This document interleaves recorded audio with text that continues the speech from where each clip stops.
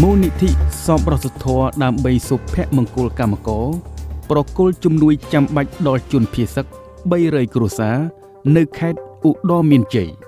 នៅព្រឹកថ្ងៃទី4ខែមករាឆ្នាំ2026ឯកឧត្តមលីវិចិត្រទីប្រឹក្សាក្រសួងមហាផ្ទៃនិងជាប្រធានមូលនិធិសប្បុរសធម៌ដើម្បីសុភមង្គលកម្មករ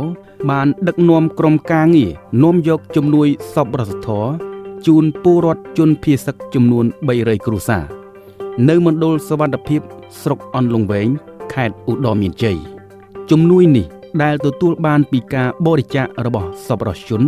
និងកម្មករកម្មការិនីរួមមានអង្ករមីទឹកត្រីទឹកស៊ីអ៊ីវស្ករប៊ីចេងអំបិលសៀង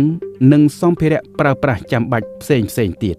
កម្មវិធីប្រគល់មានការអញ្ជើញចូលរួមពីថ្នាក់ដឹកនាំមួយចំនួនរួមមានឯកឧត្តមលីសុធា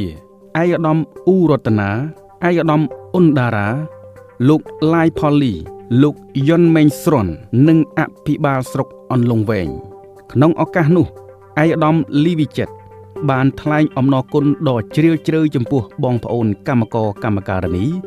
និងសប្បុរសជនទាំងអស់ដែលបានបន្តគាំទ្រដល់កងទ័ពជួរមុខនិងប្រជាពលរដ្ឋជនភៀសតាមរយៈការបរិច្ចាគធនធានទៅតាមលទ្ធភាពជំនួយមនុស្សធម៌នេះត្រូវបានប្រគល់ដោយផ្ទាល់ទៅកាន់គ្រួសារជនភៀសនិងធានាថាគ្រួសារនីមួយៗទទួលបានជំនួយចាំបាច់សម្រាប់ការរស់នៅបណ្ដោះអាសន្ន